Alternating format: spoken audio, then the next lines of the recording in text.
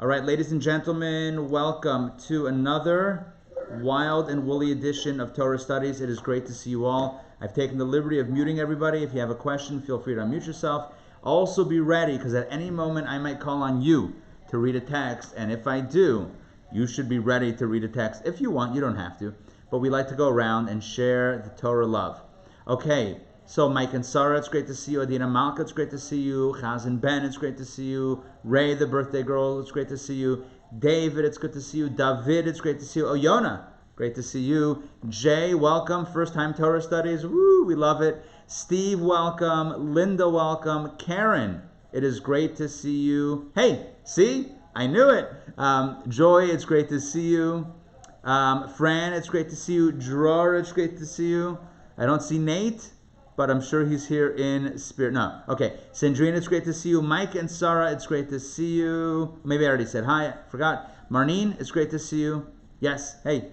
Lisa, it's great to see you. And Stephanie, it is wonderful to see you as well. Okay, this is Torah Studies. The goal of these sessions is to take a deeper look at themes related to the Torah portion, to explore, and of course, to walk away with a life lesson or life lessons, plural, that we can apply to our lives. Because at the end of the day, and the beginning of the day, the Torah means instruction. Torah, milashon hora. Torah means like instruction, like hora, or like mora or moreh, teacher, teaching, instruction. It's all about, it's our life manual.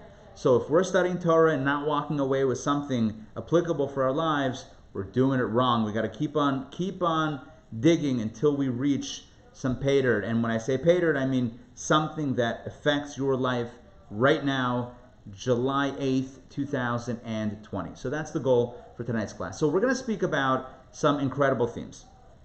I'm going to outline some of the ideas that we're going to speak about in no particular order. We're going to talk about Rosh Chodesh, which is the first day of a Jewish month. It's called Rosh Chodesh. We'll speak about the mitzvah of Kiddush Levana, which means sanctification, the sanctifying or sanctification of the moon. We'll speak about that. We'll speak about a very unusual episode with the great sage Shammai, who acted in a way that's very unusual, perhaps, we might think. And then we're going to discuss two forms of moon dances. And if you think that you've heard it all, trust me, you ain't seen nothing yet until we get today's class rolled out for y'all. So what is the moon dance? What does this have to do with our Torah portion? Let's talk about that. Our Torah portion is called Pinchas. It's called Pinchas after a guy whose name was Pinchas. Who was he? He was the fellow, the zealot, who defended God's honor and took out individuals who were committing a public act of defiance and causing a massive plague to break out amongst the people. And because of this, God rewards him with the priesthood. But that's not at all what today's class is about. You see, later on in the Torah portion speaks about various communal offerings. Now, just to clarify what I mean by the word or by the phrase communal offering. There were offerings, sacrifices, brought in the temple by individuals. For example, if somebody felt grateful to God, something happened wonderful in their life, they were very grateful, they could bring a karban toda, which means a sacrifice or an offering of thanksgiving offering. Somebody did something that they regretted doing. They shouldn't have done it. They committed indiscretion. Well, they would bring a sin offering or perhaps a guilt offering. There were various offerings that were brought for various occasions, for various opportunities by individuals. But there were also offerings that were brought not by individuals, but on behalf of the entire Jewish people. They were brought on special occasions and regular occasions. Famously, there were two offerings brought every day on behalf of the entire Jewish people.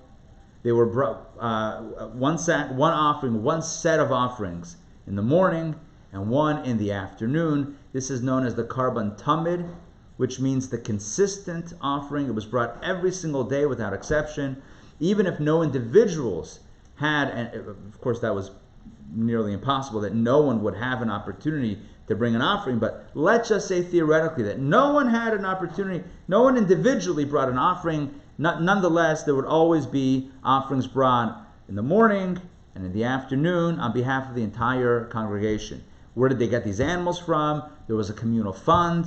It was paid in by everybody, and from that fund, from those monies, they purchased the animals for these offerings, and then every day they brought the offerings. But on special occasions, there were additional offerings brought. So for example, on Shabbat, you had a special offering brought, an additional offering, which we know, of course, as the Musaf, which is why we have a special Amidah prayer on Shabbat to commemorate that extra additional communal offering that was brought. Likewise, on every Jewish holiday, there were special offerings brought, not by individuals necessarily, but on behalf of the entire community. Again, these are called Karbanot Tzibur, communal offerings.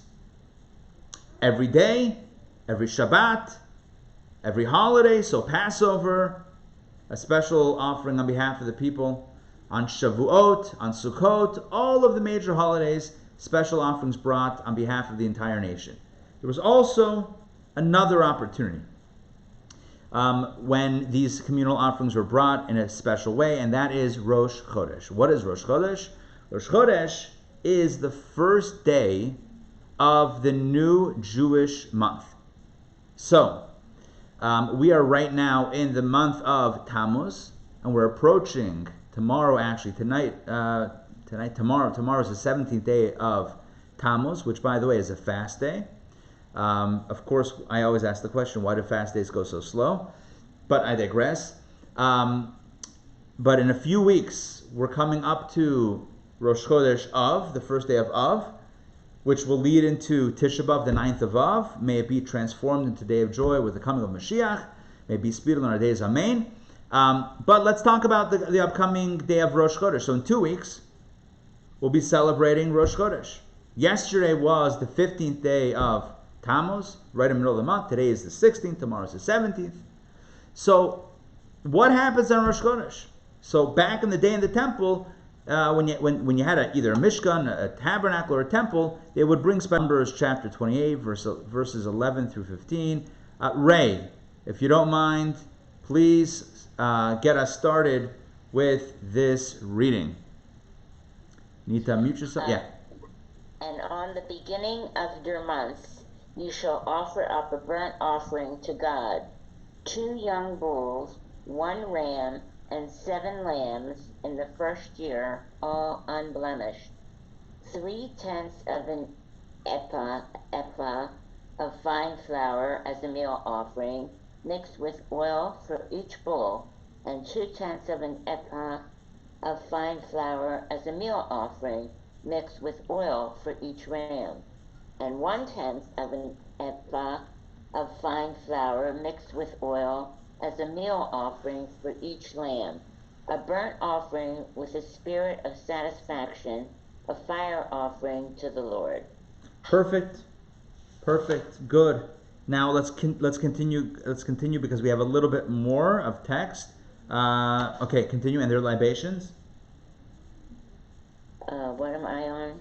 Top of the page. A half of a hin for each bull, a third of a hin for each ram, and a quarter of a hin for each lamb wine. This is the burnt offering of each new month in its month, throughout the month of the year. And 1 young male goat for a sin offering to God. It shall be offered up in addition to the continued burnt offering and its libation. Okay, so if you were living in the times of the temple, and it was approaching Rosh Chodesh, so it would be very important. You have your list, your checklist, all the different sacrifices, offering, libations, flour offerings, etc. that would be brought, all brought on Rosh Chodesh. Now, it's important to know something that I think we all know, but I need to point this out because it becomes very important in today's class, and that is that how does the Jewish calendar run? Please unmute yourself. By which metric or by which heavenly body does the Jewish calendar work? Lunar calendar. It goes by the moon. Why does it go by the moon? Well, because God told us to. But you have also hints and allusions in the text itself. So, for example, in the text that Ray just read, where it says, this is the burnt offering, 1, 2, 3, third line down from the top. This is the burnt offering of each new month in its month. So the word new month is actually, in the Hebrew, it uses the phrase that can be translated as renewal. So if you look, I'm going to highlight the Hebrew, if that works for you. Zot olat chodesh b'chadsho l'chadshei hashana. You like that? Chodesh b'chadsho l'chadshei hashana. A lot of chaz, which is great if you have something really, really back there that really gets that going. But it also means the idea of renewal. It's a month that has renewal. The sun does not have a sense of renewal. Why? Because the sun, at least to our appearances, doesn't go anywhere on a monthly basis. Which heavenly body is involved or has a monthly orbit or rotation that has this notion of renewal? Obviously, the answer is the moon. This is once again one of the indications that we are to go by the lunar months. This, in fact, is what Maimonides Rambam says. Text number 2. J. Please read text number 2. Maimonides. This is his laws of Kiddush Levana, sanctifying the month, Kiddush HaChodesh, laws of sanctifying the month. Right at the beginning, this is what he says about the Jewish calendar. The months of the year are lunar months, as stated. The burnt offering of the month when it is renewed, and this month shall be for you the first of months. Concerning this verse, our sages commented, the Holy One, blessed be He, showed Moses, in the vision of prophecy, an image of the moon, and told him, when you see the moon like this, sanctify it. Perfect. So what's clear from all that we know, but also from the sources, from a verse in our Torah portion, is that the Jewish calendar goes by the lunar cycle, which is 29 and a half days. The cycle of the moon in its waxing and waning is exactly 29 and a half days, which is why some Jewish months are 29 days and some are 30 days. It alternates, not perfectly, but it alternates back and forth between 29 and 30. And thus we have 12 months of 29 and a half days, which equals about 354 days. Famously, it's 11 days, well, not famously, mathematically, it's 11 days shorter than the solar year. So we have to have every 2 or 3 years, we have to have a Jewish leap year and add another month. All of that is information that you might already know. We've certainly talked about it in previous classes, but I want to focus on the moon, because there's certainly an association with the moon and Jewish time. The calendar, the months go by the lunar cycle. In the times of the temple, let me stop the screen share. Let me look at you for a moment. All of you, in the times of the temple, this was a very big deal. They didn't have a calendar. They didn't operate based on their local Jewish calendar that they picked up at Kroger or Publix or whatever, or Chabad, right? They didn't have an online calendar or even an app on their phones. Can you imagine? What they did was the months worked by moon sightings.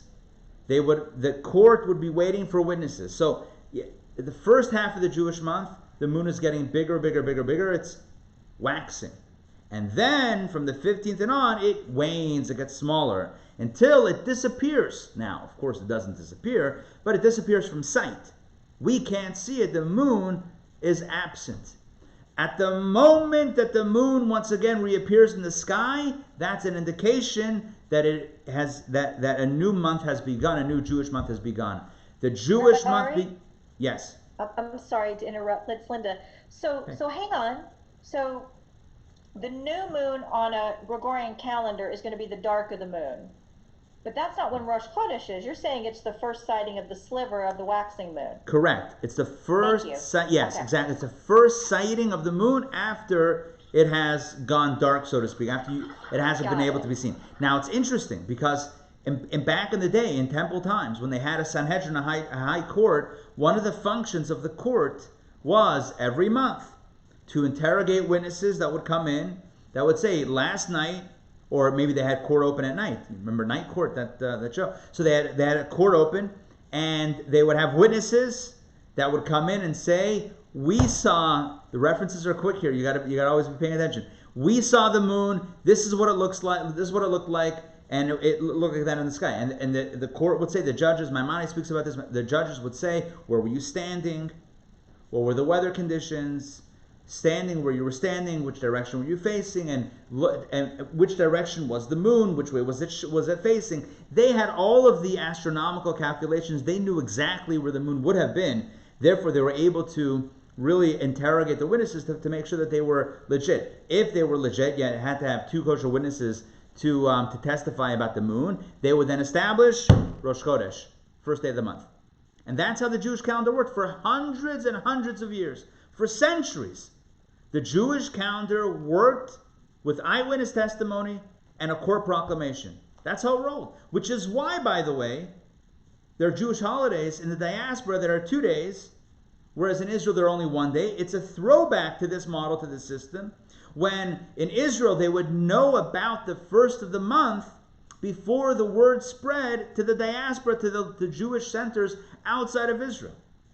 So the Israeli populace would have a clear knowledge of which day was which, whereas out of Israel, it was like, it could only be 1 or 2 days, right? I mean, like, it's not like Rosh Chodesh. It's not like the moon is going to appear sometime in the 15th, right? We know, like, it's in a matter of 1 or 2 days. But, if the news didn't travel, it didn't travel. I digress. Let me get back to the point here. The moon plays a central role in Jewish life, certainly in Jewish time. And although today we have a calendar that's already set, Hillel the Elder, who lived in the 4th century before the Common Era, Hillel the Elder is the one who ran all the calculations and set a calendar that would work, that would run perfectly calculated astronomically, mathematically, to the end of time. He got the calendar, and that's the calendar we run off of till today, and it's perfect. And there's a 17-year cycle of years and leap years that this that helps this calendar run. Very complicated system. So although we run by a calendar that's already set, and we don't have to have people perched up on hilltops looking for the new moon, nonetheless, it's still connected with the moon because that's at the core of what determines the time. Therefore, it's not surprising that we have a mitzvah, that we have a commandment in Judaism that pertains to the moon specifically.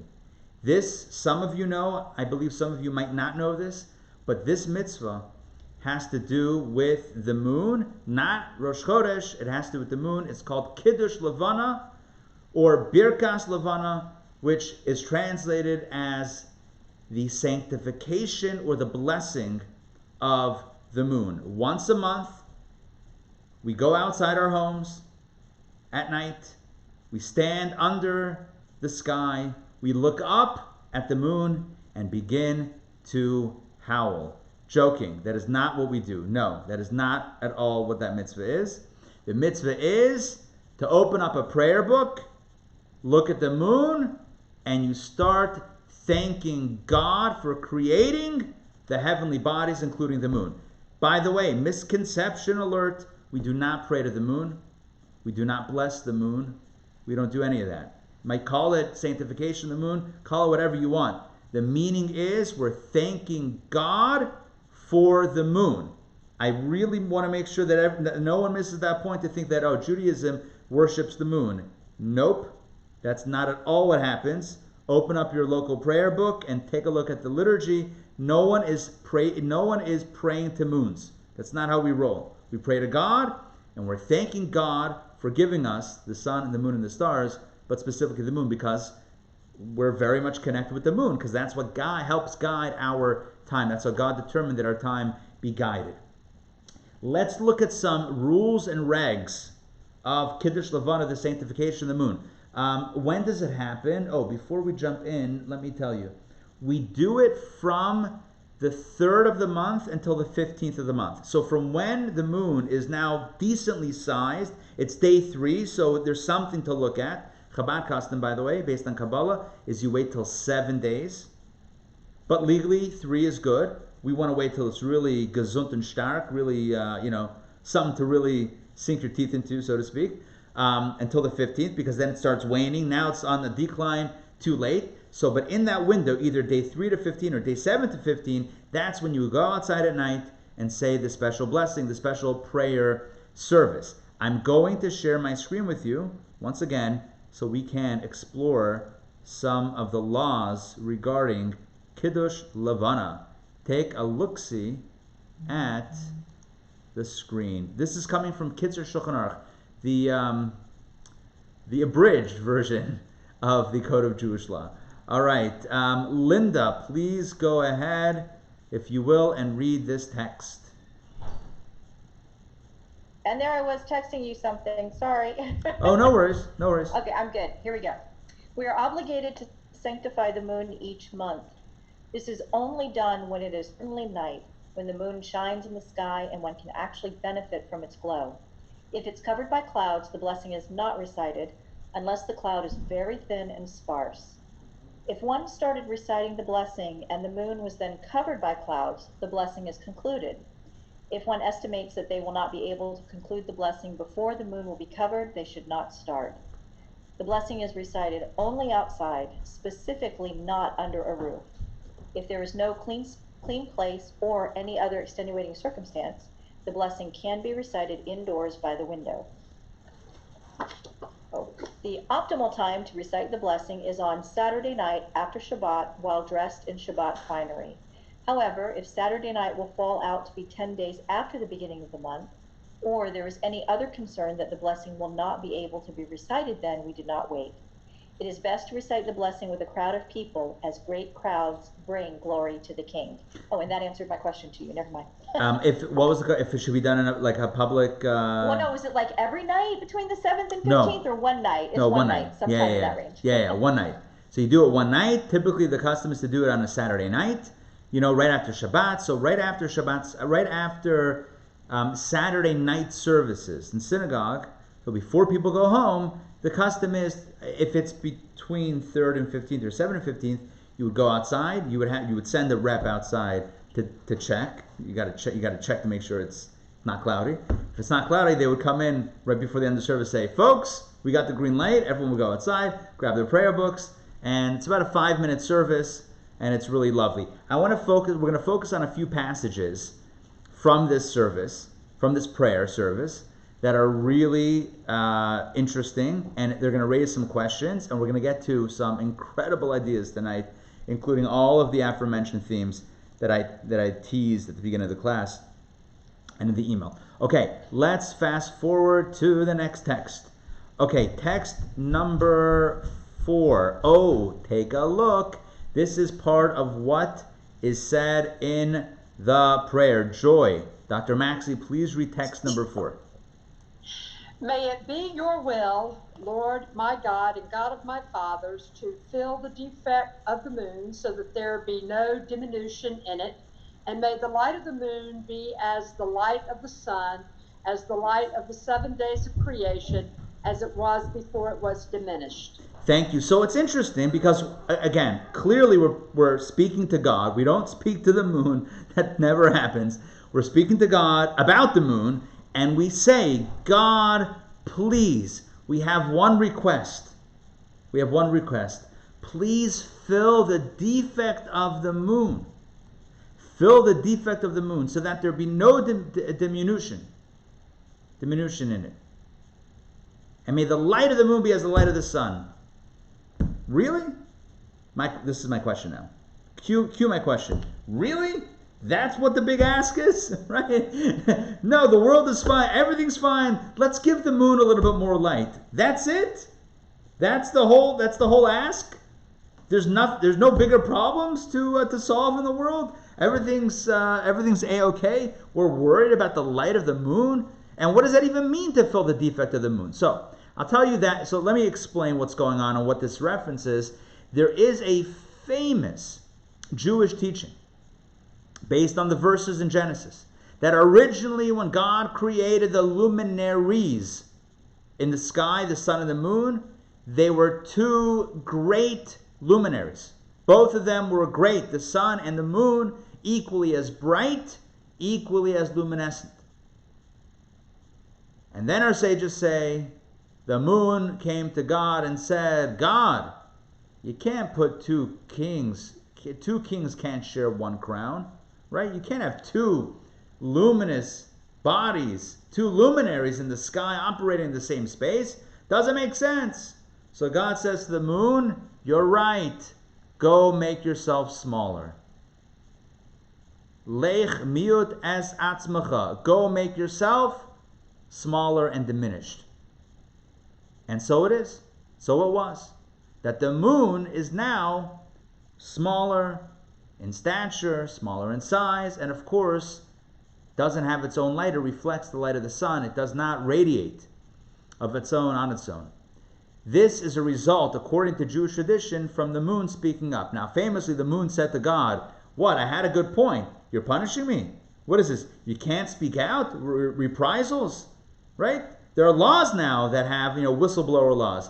I'm a whistleblower. I'm pointing out something that doesn't make sense, and now you're going after me. It's not right." So God says, "You're right.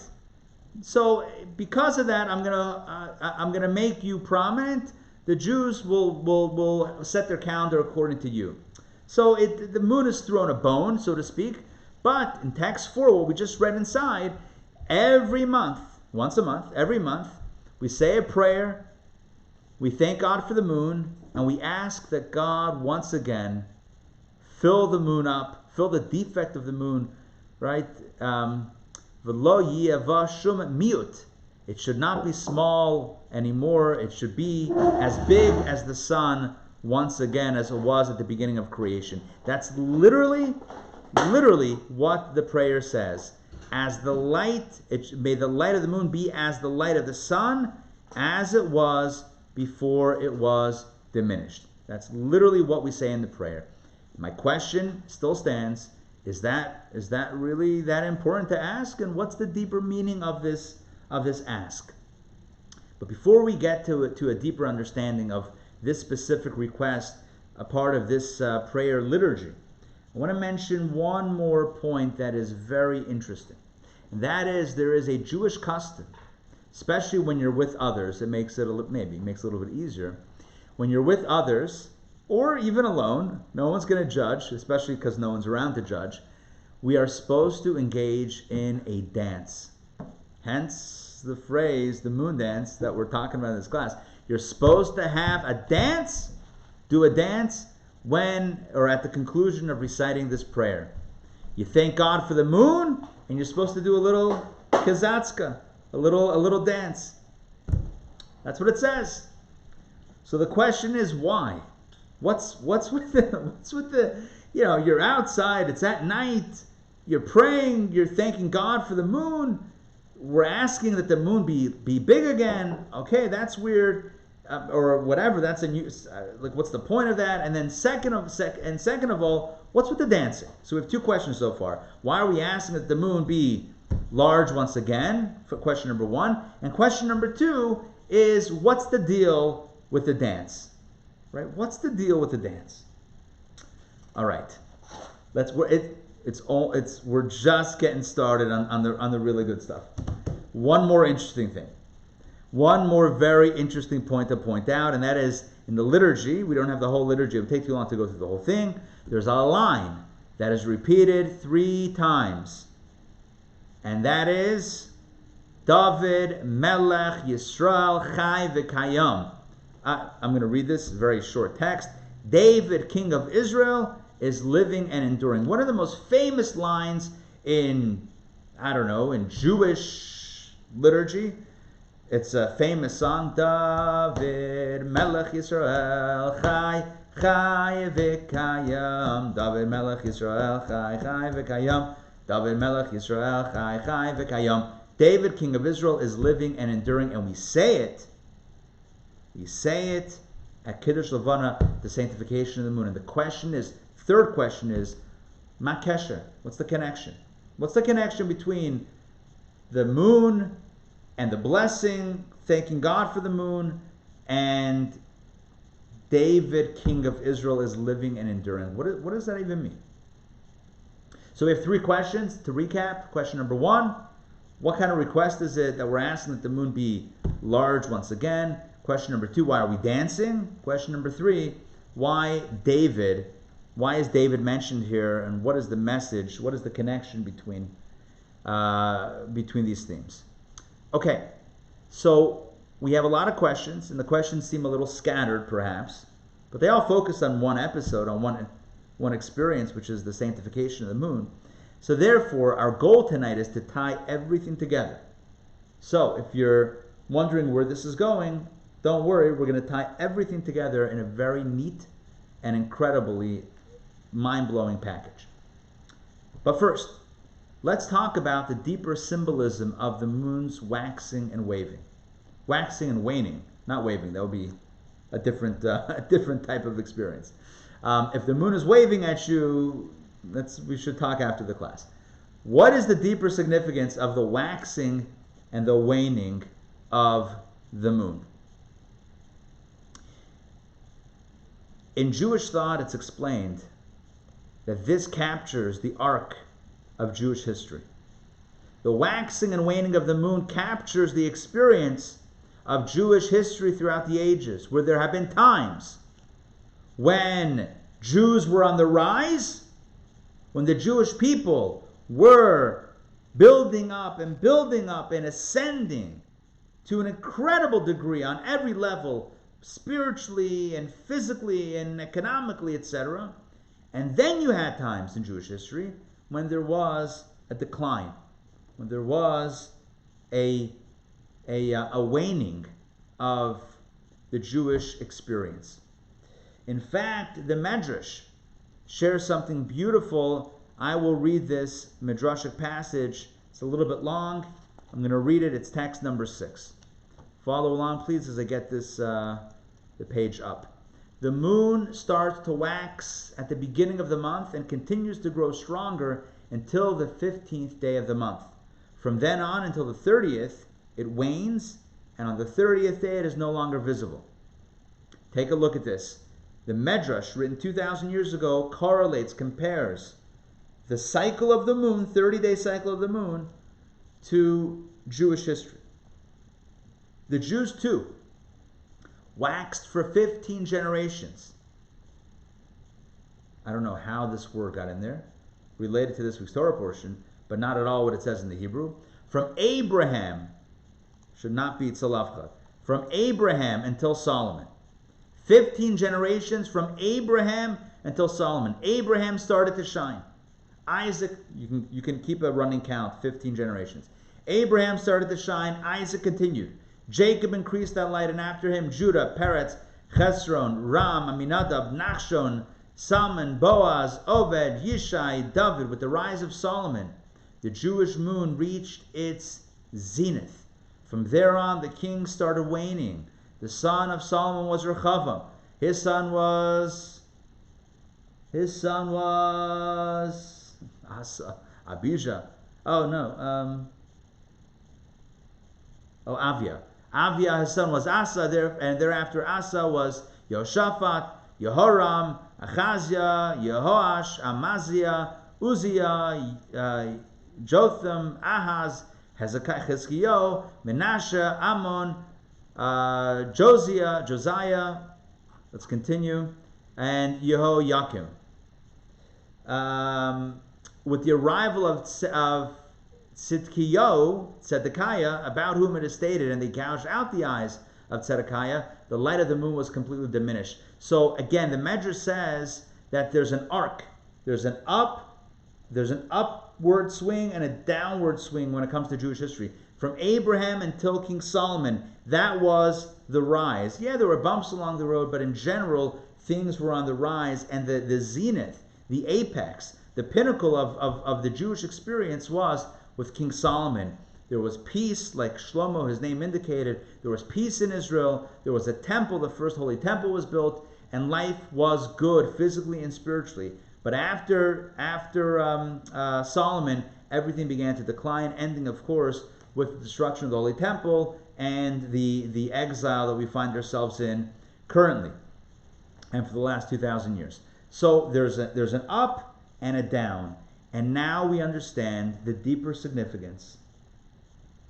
Now we understand the deeper significance of the statement, David Melech Yisrael Chai V'Kayim. We asked before, why in middle of the Kiddush Levana, why in middle of this prayer are we talking about King David should live and reign forever and ever? What is the message? Why is King David mentioned in this conversation? Well, now we know, because as we stand under the moonlight, and we talk to God, about the moon, we're reminded of the symbolism of the moon. Not just the moon itself, but what the moon symbolizes, what it signifies.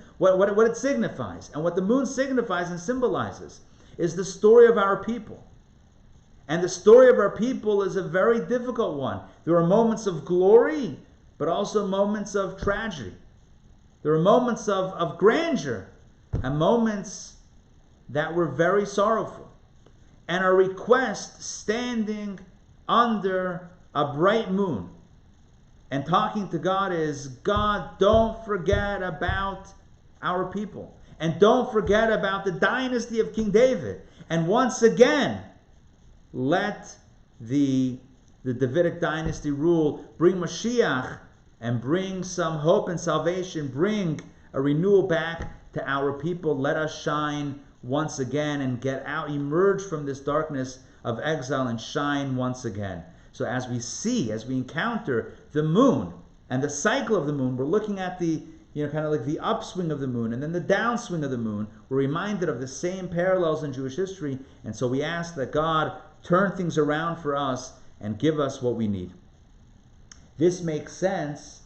This is the meaning of a section of these prayers which fit perfectly with this theme. Take a look at text number 7. We speak to God. Blessed are you, God, who by his word has created the heavens, and by the breath of his mouth all their hosts. Look at this. And to the moon he said, renew. A crown of glory to the Jewish people who are destined to be renewed as she is. And that's the key line. Look what we say. God says to the moon, every month the moon disappears, at least from our vision. But God says every month, come back, renew. Don't disappear for good. Don't go away for good. Renew. We need you back. So too we pray and we ask God that God should also do the same for the Jewish people who are destined to be renewed as she is. God should once again bring us back into a good place and end all of the suffering and all the difficulty for us, our people, and of course for the entire world in general, but we're speaking specifically about the arc of Jewish history. So this line, when we talk about the connection between the moon's renewal and the destiny of the Jewish people to likewise be renewed, just as she, as the moon is, that line explains the line that we had before regarding King David. Why are we mentioning David, Melech, Yisrael, Chai, V'Kayam, King David should live forever? Because we're thinking about a better time for all of us. And the coming of Mashiach, who comes from the Davidic dynasty, and really King David should live forever and ever. That's a reference, of course, to the Messianic era, who is a progeny of King David. And this explains why we dance.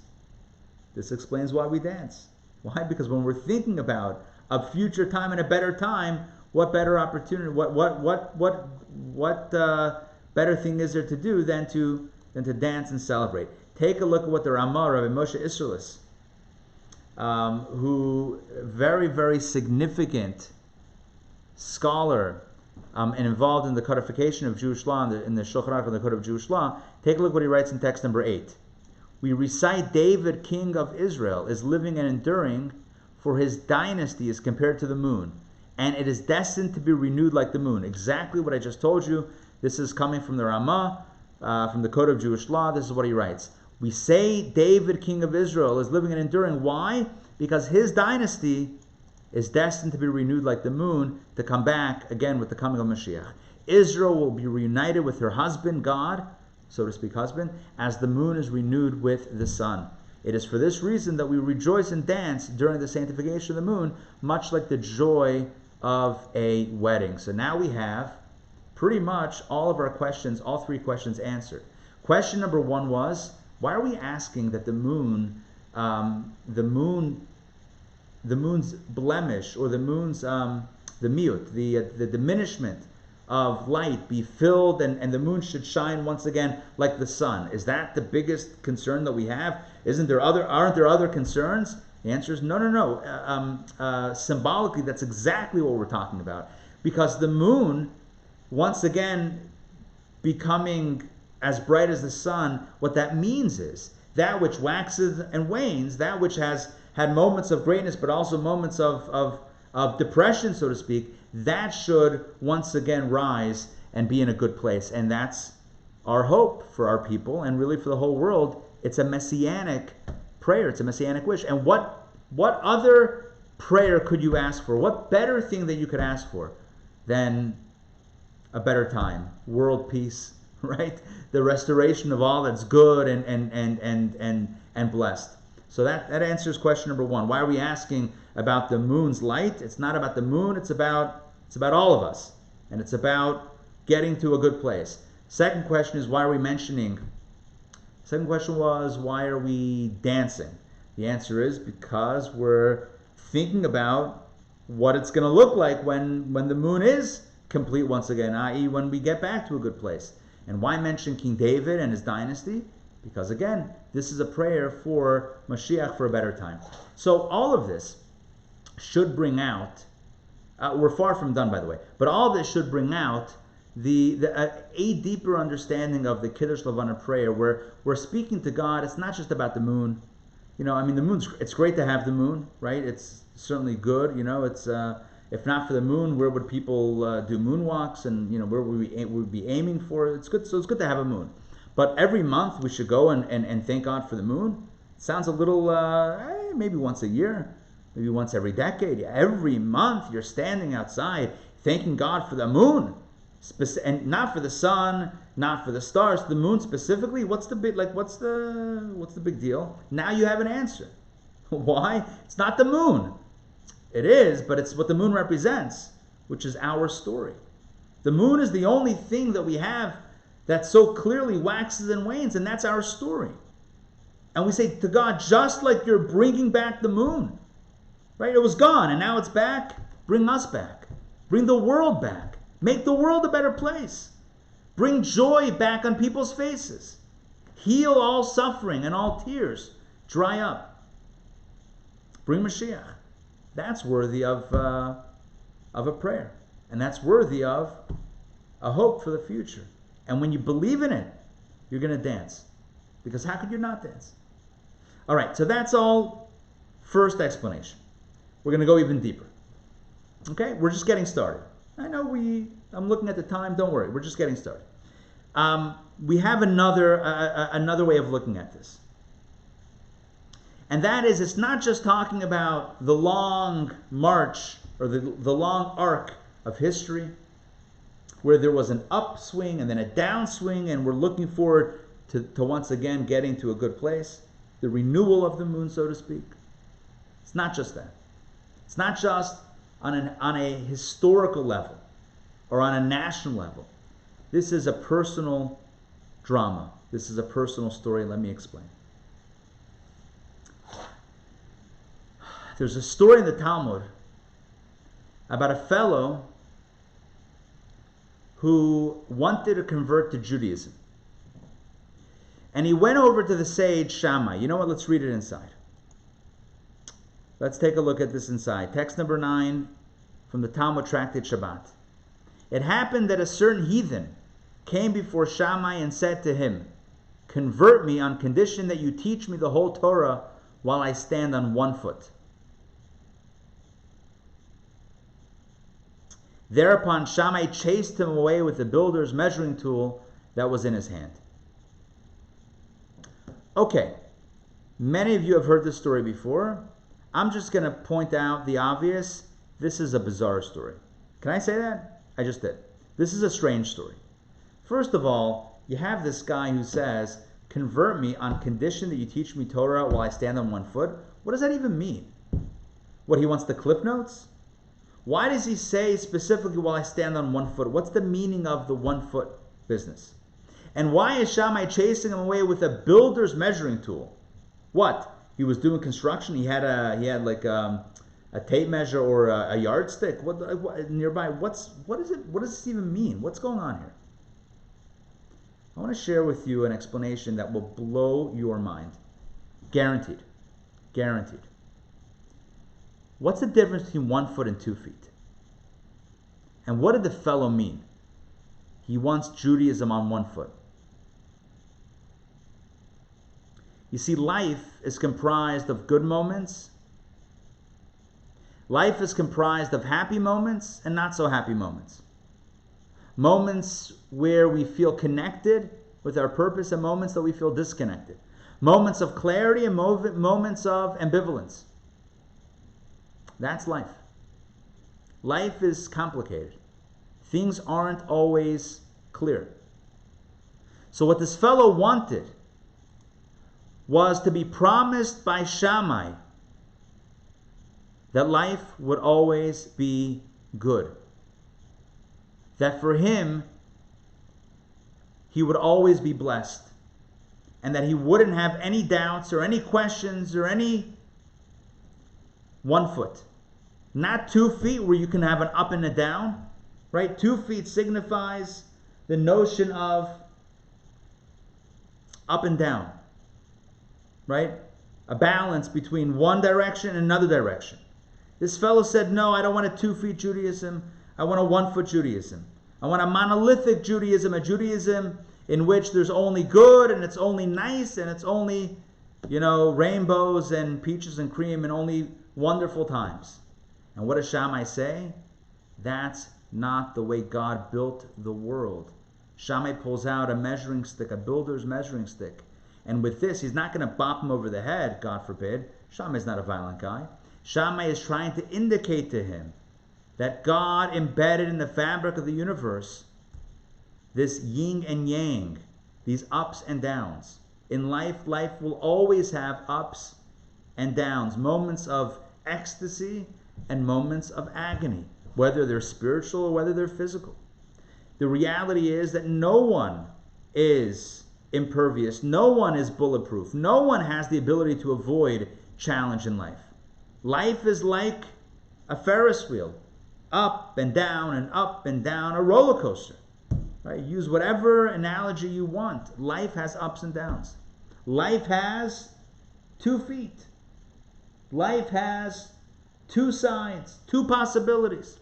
The good, the not so good. The man says, no, I want Judaism, I want you to promise it's only going to be good. And Shammai says, that's not how God created the world. You want a reality that's not real. This explanation, by the way, that I'm sharing with you is how the Maggid of Mizrich, the great Hasidic master and the student of the Baal Shem Tov, explained this passage from the Talmud. The Maggid of Mizrich says that this fellow wanted an easy life. And Shammai said, life is not easy.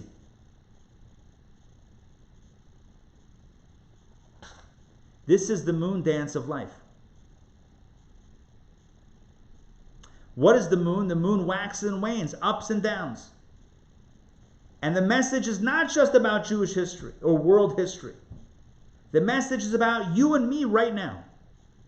It's not about 15 generations between Abraham and Solomon and Zedekiah.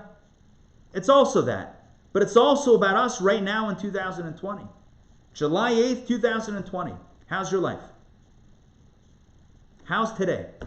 Is it one of those up days or down days? You don't have to answer, by the way. But it's a question that you think about for yourself. Is it one of those up days or down days? How was yesterday? And what will tomorrow bring? Is it consistent every day? The answer is no. It's not consistent. There are ups and there are downs, and that's real life. That's how we roll. That's how we roll. There's real life here. Real life is, some days are great. You wake up, sense of purpose, sense of meaning, sense of clarity. You're ready to pray. You're ready to wrap tefillin. You're ready to do all the mitzvot. You're ready to go. And some days, you can't be bothered. And you know what the message is? Even on those days, push.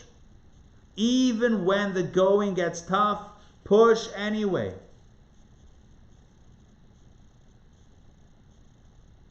And this is the message of the dance. I must share with you this beautiful insight about dancing. Take a look at text number 11. Skip text 10. Text 11. This comes from the third Chabad Rebbe, the Tzemach Tzedek, who's a master in both the mystical side of Judaism as well as halacha. He says, what does dancing have to do with Kiddush Levana, with the blessing, with the sanctification of the moon? Look at this. The answer is, look what he says here. There's a type of dancing where one person is far from the other, and they come closer and further back and forth. This is like the light of the moon, which progressively gets brighter until the 15th of the month, and then gradually gets dimmer to the point that it is completely dark. Then in Rosh Chodesh it reappears. In the analogy of God and the Jewish people, God is likened to the sun and the people to the moon. Like the moon, the Jewish people experience this dance being distant and coming closer and further back and forth, and I'm going to share with you, now I'm going to demonstrate. Where's Sandrine? Okay. Listen, we spoke about this before the class. Sandrine asked me if I'm going to do a demonstration, and I am right now. There's a type of a dance where you can actually, you may have seen this at weddings, right? So you go and you have like people on one side, people on another side, and they go into each other and then go out. And in and out, right? You with me? Have you ever seen that dance? Yes? I'm dancing with my laptop. That's where we've come to. That's literally where we've come to, and it's happening, right? So there's this, right? Everyone's, oh, you come in, and then, oh, you go out. And he said that Tzemach Tzedek says that's the meaning of the dance of Kiddush Levana. That's the dance. You do it like this dance. Why? Because that's life. That's our relationship with God. Some days we're close. Some days we're not so close. We're always close, but we feel close or we feel not so close. That's the drama of life. And the fellow says, he comes over to Shammai and says, I would only be close. And Shammai says, that's not the world we live in. That's not reality. Reality is there's up days and down days. But you know what? It's a blessing. It's a blessing. You know why it's a blessing? Because it makes it a dance. If you were only close, then there's no dance. The fact that you have moments of distance creates the energy, creates the excitement and the passion to get closer. If you were always close, then there wouldn't be any passion anymore. But the fact that you have moments of distance only means that now you're going to be excited to get together again. It's that magical dance where you specifically go out so that you can come back together again. That's how the dance is constructed. Right? You with me on this? It's not an accident that the dance is like that. You specifically move away so that you can come back in. This is what we call not dancing with the stars. This is called dancing with the moons. Or the moon. Right? This is dancing with the moon. This is Jewish flow of life. Turns out that the moon dynamic, the waxing and waning, it's not just a message of the arc of Jewish history. Right? The long game. It's been good. It's not been good. We pray that we get back. It's a beautiful lesson. But there's much more. Today, right now, the 16th day of Tammuz. Good day or not good day? If it's a good day, great. If it's not a good day, right? That only means that now we're excited to get back together again with God. Tomorrow is the 17th of Tammuz. It's a sad day in the Jewish calendar. It's a day that marks the beginning of the 3 weeks, the time period in which the temple's days were numbered. Both temples were destroyed on the 9th of Av. 3 weeks from tomorrow began the siege, the final collapse of the temple, and the onset of the beginning of Jewish exile, and all of the suffering. Think about all of the suffering, all of the Crusades, the Inquisition, the Arodefas, the pogroms, the Holocaust, all of the suffering. Millions and millions and millions, tens and tens of millions of lives, Jewish lives disrupted, destroyed. Think of all the suffering and all the sorrow that we've experienced historically. And then think about how that's mirrored in our lives as well. We have moments in which everything is great and moments in which it feels like everything is broken. The moon reminds us that it's all part of this larger cosmic dance. And it's the moments of challenge that invigorate us to get closer once again. We should never lose hope. You know, if you're doing that dance, and at the moment of that separation, the other side decides to go to the buffet, it's leaving you hanging, right? It's like, hey, where's my dance? Right? We were going to come together again. What you just like took, you left me high and dry. We don't want to leave God hanging here, right? There are moments of closeness, moments of not so closeness. The goal is to keep on coming back. We know that this is true spiritually, and we know this is true physically. There are times when everything is good, when we're making what we need to make, we're earning what we need to earn financially. Health is good, the family is good, Baruch Hashem. There are times that there are challenges in the various areas of blessing. Banei Chayim Mezayni. When it comes to our family, our health, and our livelihood. Moments of things are good when things are good, and moments when things are challenging, God forbid. We should never lose hope. We should never despair. We should always recognize that life is like the moon. And there's a moment that it's up, there's a moment that it's down, but in the moment that it's down, know that it's going to come up once again.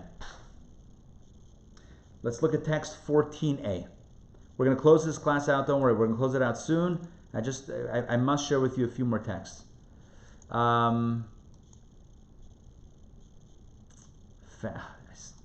We don't have time to do this, but all right. Moses, one of his last words, he says, when he turns 120, he says, I'm no longer able to come and go. Latzeit v'lavot, or to go out and come back in. The point was, the deeper explanation is he didn't have the ups and downs anymore. If you don't have the ups and downs, then you're not alive, right? If the moment that you're only up, that's like 1 foot, then it's not real life anymore. You have to have both the up and the down. That's what creates the dynamic nature of life.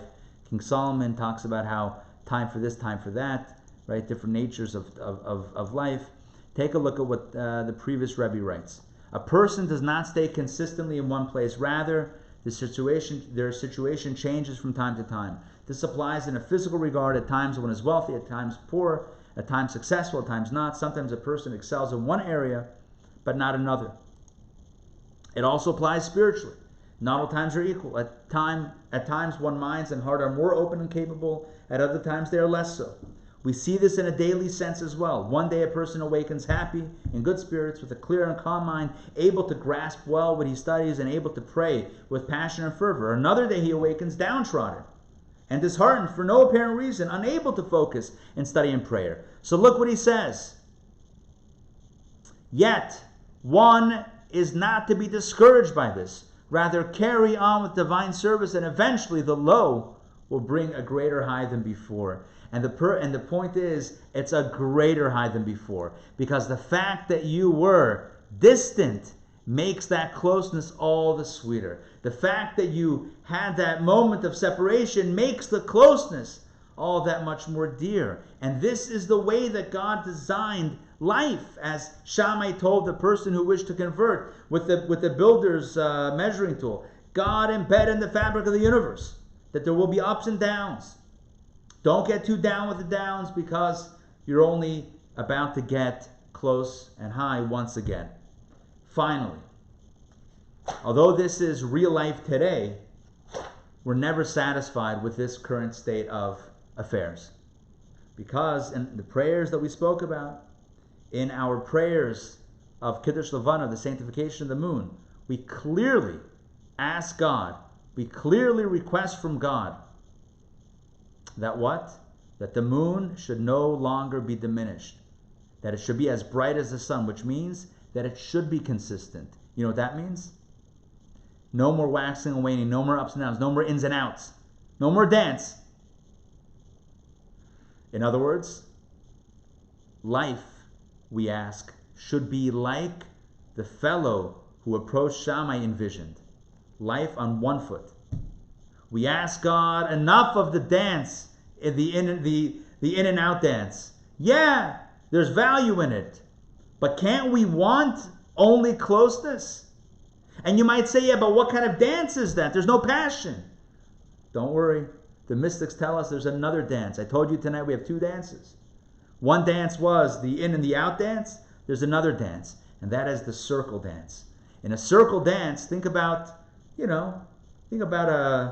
a Jewish wedding, maybe a Hasidic wedding. They have a circle, yeah, and everyone's like holding hands or shoulders pre-corona, right? Right, arms around each other, right, embraced in a circle. No one's going in and out. Everyone's close and staying like that.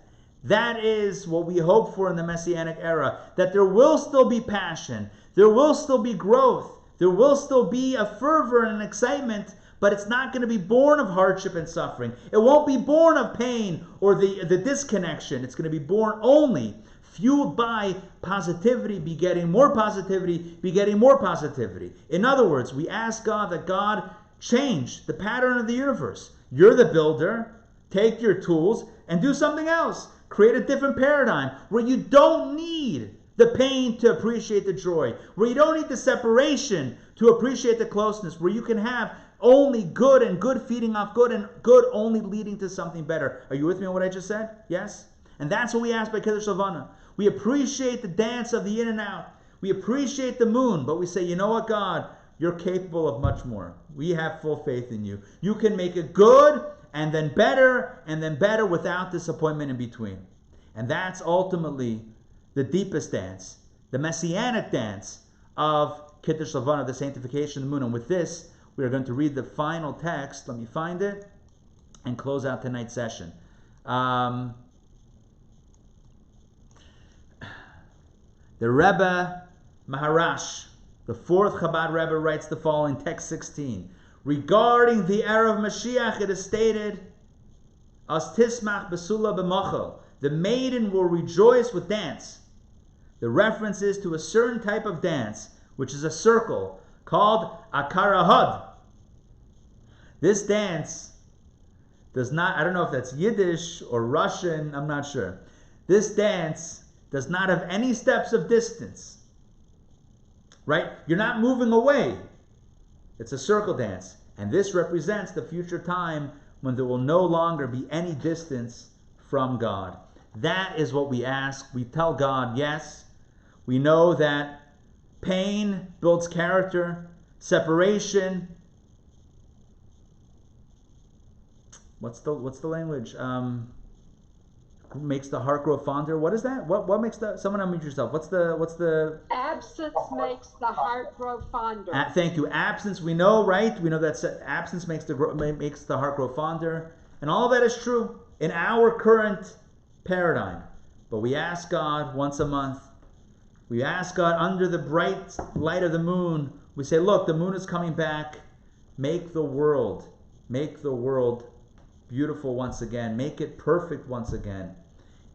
If you have to change a little bit of the DNA, no worries. We have faith in you, God. Make it happen. That you can appreciate without loss. That you can love without pain.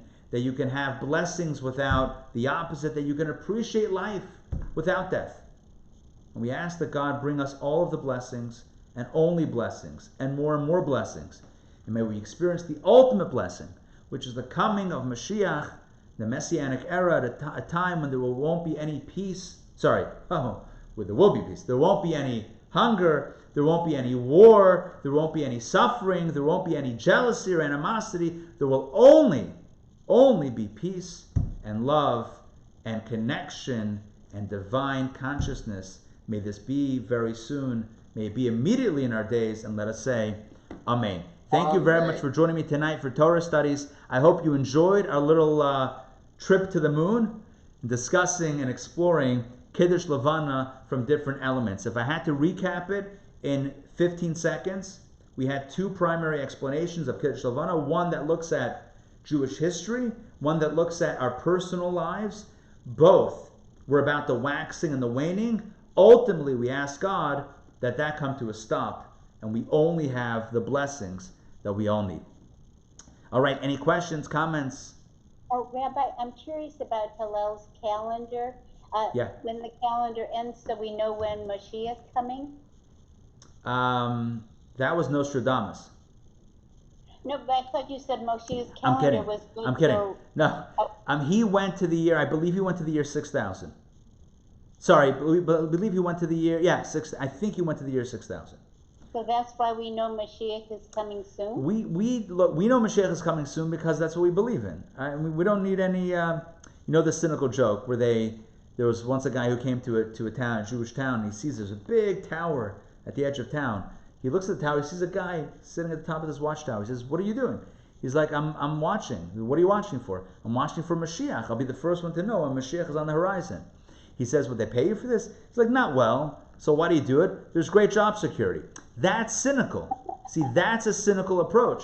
We believe that no, Mashiach is coming today. Rambam says, Maimonides says, even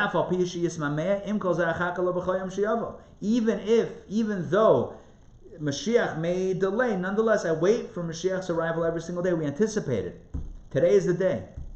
There was once a rabbi in the Talmud who met Mashiach or Elijah, maybe Mashiach, and he said to him in a spiritual state, and he said to him, "Nu, so when are you coming?" He said, "Today." Well, the day passed and Mashiach didn't come. So he comes back the next day. He says, "What happened? You said today." Oh, I think he found. It's a complicated story. Whatever. He found him in a physical state, but whatever. Anyway, so Mashiach said, "Yeah, I said Hayom, but there's a catch because it comes from Scripture. It says Hayom im bekolo tishma'u." Right? Today, if you listen to my voice, God says. So today, yes, today, but we got to do. There's no magic. There's no free pass. We have to do what we have to do. We have to get to that good place. Anyway, that's a very long answer to your question. Your question is, did Hillel the elder predict the time when Mashiach would come? The answer is no, because that is up to us. We make it happen. There's no magical prediction. We make it happen, and you and I have the power to make it happen today. So let's get down to business. Let's get down to work. Let's make it happen, right? Let's do this thing. All right. Any other questions, comments? Joel. Yeah, question. 3 real quick ones, maybe quick. Where are we now in Jewish history? Is there a way to tell whether we're waxing, waning, or otherwise dealing with our mustaches with waxing and waning? That's a great question. So, bye, Linda. Good night. Where are we now in Jewish history? So it depends who you ask, right? If you ask many people, they'll say, "Oh, it's never been worse." If you ask me, it's never been better. But I mean, is there a way not to tell from some period of 15 up and 15 down? Is it? The Medrash ends over there. The Medrash was written 2,000 years ago, and it was just pointing out you have 30 generations. 15 were on the ascend, on the upswing. 15 were on the descent. They went down, and that ended with the destruction of the temple. So you could say, well, and we've been down ever since. That's one way to look at it, because we don't have Mashiach, and that's true on one level. But I would say that within the down, there are definitely ups, and I think the closer we get, and every day we're getting closer, right? So the closer we get, the more of a taste we have of Mashiach. It's like, the mystics say, it's kind of like Shabbos, when you're cooking for Shabbos. You have Shabbos food. You have a chicken soup, maybe. You have a kugel, right? Maybe my potato kugel. If you don't know my potato kugel, where have you been? I make a whatever. I'm just saying. I don't brag about a lot of things, but potato kugel, I will absolutely put down my potato kugel with the best of them. And happy to share my recipe, by the way. It's fully in the public domain, if you wish, and if you want the thing. Anyway, bottom line is, so before Shabbos, you walk into my house. You could have some challah, you could have some chicken soup, you have some kugel. We call it toyameh chaim zachu. A taste. You have a taste of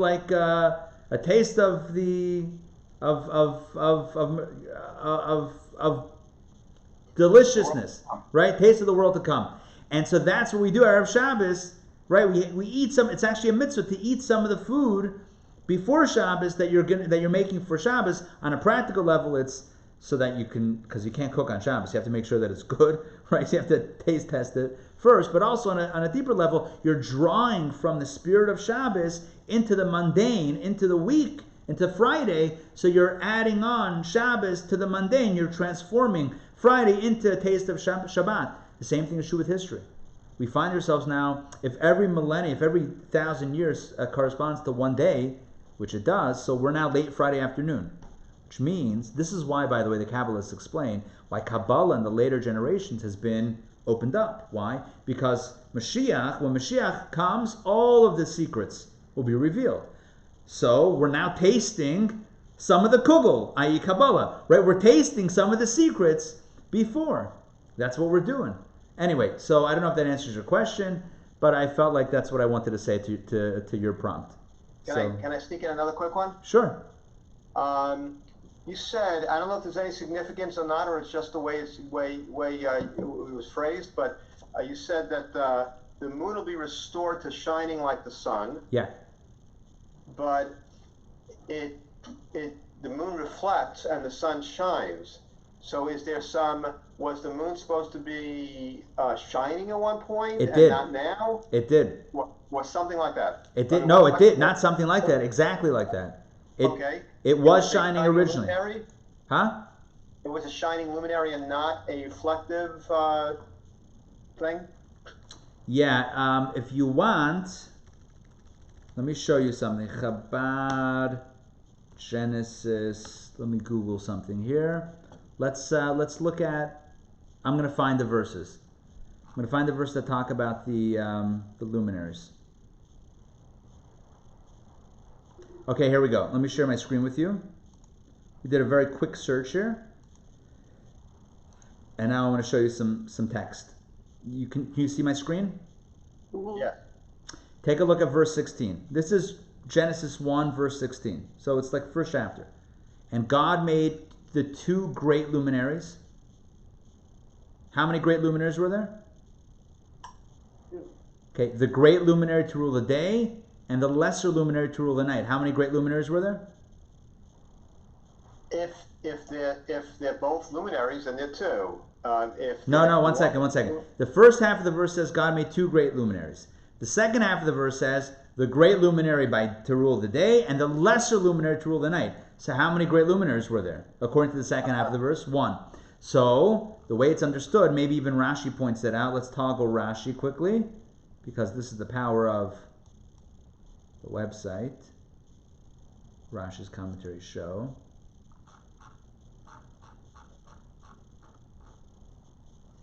That's cool. They were created equal, but the moon was made smaller because it brought charges and said it is impossible for two kings to use the same crown. That's it. Yeah, the moon was. It's interesting that at creation, the moon knew the Talmud, which took place like 3,000 years later, right? I think that's very interesting. The Talmud didn't know. Sorry, the moon didn't know the Talmud. The Talmud knew what happened with the moon. That's what's going on. The Talmud got it from the moon. The Talmud is over the moon. Are you kidding me? Oh, Talmud is like gewaldig. Listen, originally, to answer your question, Joel, the original state of the moon was as luminescent as the sun, straight up. Okay. All right. Good. Any other questions, comments? Listen, I'll mention. Yeah, go ahead. You mentioned, and when you were talking about the pain the Jewish people have suffered, and you mentioned the Oops, I think you muted yourself. But there was, when you were saying the list of how we had suffered over the years, you mentioned some term that I had never heard. I would say, could you spell that so I know? I mean, can you put it on the chat? Now you're asking a lot. You're asking me to spell things now. I don't know. I don't know what that. I've never heard that term. Write it down. Here we go. I'm gonna send. Yeah. Here we go. I'm gonna put into the chat. Wikipedia. That's it. Click there for the deal. Yes. So Adina was earlier asking on the chat about, does Mashiach come at the end of Hillel's calendar? So could you expound on the Lamed Vavnik, because that's the general accepted, at least the way I learned it, that's when Mashiach is going to come, where there are 36 righteous people in the world. It's interesting. There are different traditions about everything. So it says, the one that I've heard about the Lamed Vavniks is that every generation has 36 hidden tzaddikim. if you're one of them, I won't. Don't worry. Don't break character. Like totally, Don't like worry. yeah. I guarantee you I'm not. So like your secret's safe here, but like just keep it on the down low. So I haven't heard necessarily connected with Mashiach specifically, but it's just in general that there's always 36 tzaddikim and hidden tzaddikim in every generation, and it's kind of like, you know, a cool thing. Like, oh, is this person a Lamed Vavnik or whatever it is?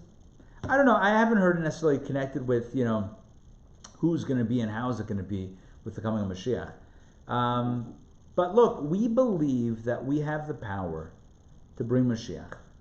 In other words, through our efforts, through the good that we do. If Mashiach is a better world, so who makes a better world? You and I. We do. So let's do it. Let's do it. That's it. All right. So I'm going to give you time to make a better world and bring Mashiach. So let's. So we'll end it. We'll end the class, and then we got to get down to work and make something special. By the way, I should mention parenthetically that I'm working right now with JLI. Many of you are familiar with JLI. I'm working with JLI. I'm actually authoring one of the classes for next spring. So the flagship course of next spring is all about Mashiach, a 6-week course on what Mashiach is, the Jewish idea of Mashiach.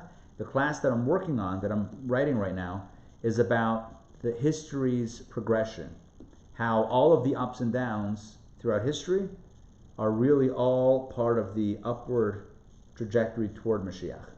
So some of the questions, hey Nate, some of the questions that y'all were asking is actually very much related to what I'm working on currently, when I'm not doing other things, you know, on the side, writing some classes. That's that. I also want to mention that we have a brand new, the information is going to go out in the next day or two. We have a brand new event that we're doing on Sunday, July 26th, which is the Sunday before Tisha B'Av. We're going to have an Israel archaeological expert known as the Jewish Indiana Jones, who is going to be presenting a live online Zoom class. It's called Underground Secrets of the Temple Mount, taking us inside some of the greatest secrets that are buried under the Temple Mount, revealing these discoveries, and it's absolutely mind-blowing. So take a look for that information. It's going out soon, and I'd love for you to join Underground Secrets of the Temple Mount. Secrets that history has buried until now. All right, that's it for tonight. Good to see you all. Be well. Enjoy. Laila Tov. We'll see you tomorrow. We have Daily Power Parsha at 12. Tanya, Think Different at 8 p.m. We'll see you all.